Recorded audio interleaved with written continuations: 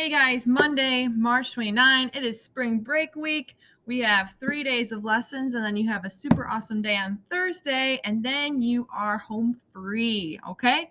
I'm so excited for you guys. I can't wait to hear what you guys did over spring break.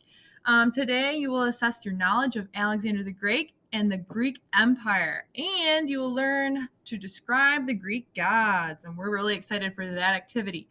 But as you probably noticed in the agenda, oh my goodness, pop quiz. Don't worry. It's open note and it's based off of the last 3 activities you did last week.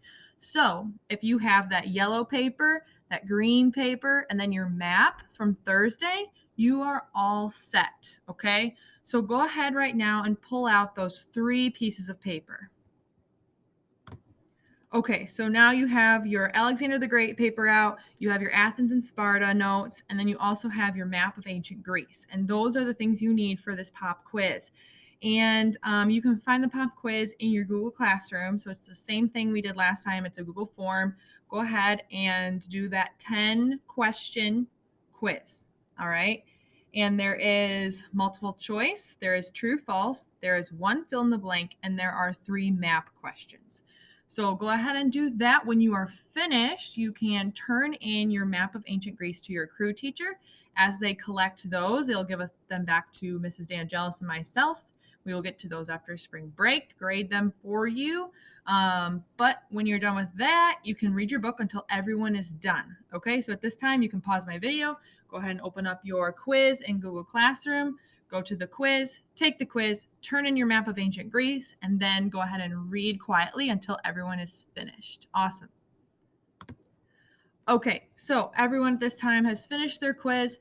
We are going to dive into the Greek gods, and it's a really cool and fun thing to study because there's so many of them, and the Greek mythology and the stories behind it are very interesting, and I think you guys will have a fun this will be a fun way to wrap up Greece before spring break, and then after spring break, we'll jump into Persia. So this is a great way to wrap it up. I'm going to take you to this link first, which you guys all have access to on the lesson slide. This is a place where you can do some research, okay? And you'll notice this is the same website that we used when we studied Alexander the Great, Plato, and Aristotle. So if you scroll all the way down on this link, you will find that there are a lot of other links concerning Greek mythology and the Olympian gods. If you look at this column right here, going all the way down, Greek mythology and the Olympian gods. This is where you can find information on all these gods, and we want you to search these today and do some research. We want you to pick your top 3. When you pick your top 3, you need to write them down on a piece of notebook paper. And then I want you to take some notes on some different things about these gods, some very noticeable traits about these gods, okay? And you want to get familiar with really all of them because there's going to be a competition, and whoever knows the most about these gods probably will do the best. So this is one resource here. And then you also have in your Google Classroom, let me pull it up here, the 14 Greek gods. Okay, so you will pull this up in your Google Classroom, the 14 Greek gods, and these are other PDF resources that you can use to study the gods. And your teacher has a hard copy of all of these so that they can kind of flip through and be familiar with them as well, especially as we play our game tomorrow. So I'm going to click into one here. This one is the god Zeus. So he's the king of the gods. He's the god of heaven and earth, son of Cronus and Rhea. You're going to read this very short little paragraph here and then go to the next one. Okay, so after you got a handle on Zeus, okay, I know what Zeus is about. Go to the next one. Who's Hera? Beautiful and headstrong. Zeus won her when he turned himself into a cuckoo and he flew into her arms, sheltered from the rain. All right, so these are very interesting stories. We want you to read through them, pick your top 3, and then write a few noticeable facts about them, okay?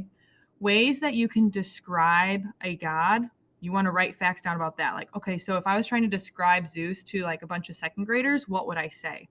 So those are the kind of notes you're taking on just 3 of them.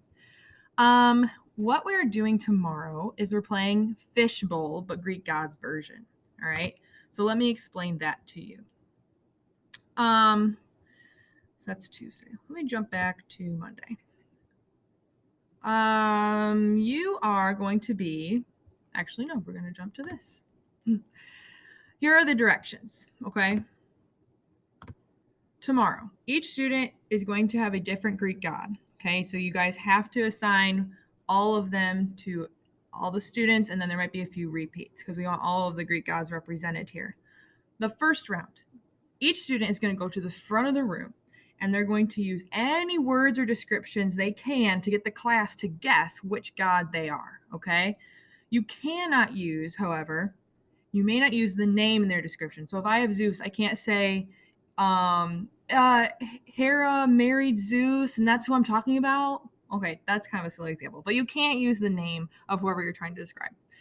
Also, you may not say rhymes with. So if I'm trying to get you to guess Zeus, I can't say it rhymes with loose. It rhymes with loose. No. That gives it away. Okay, we're better than that.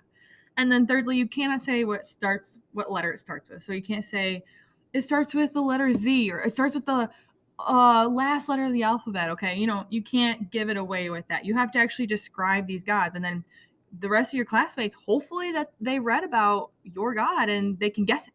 Okay. The second round, once everyone goes through that round, the second round is you only get to say one word about your Greek god.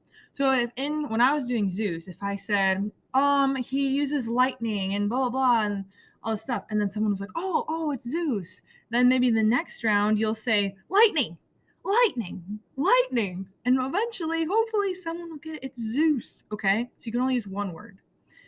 And then the third round is probably my favorite round. You can go to the front of the room and you're going to draw a picture on the board depicting your Greek god. And the first person to guess Zeus again, if I have Zeus, the first person to guess your god get points. Okay.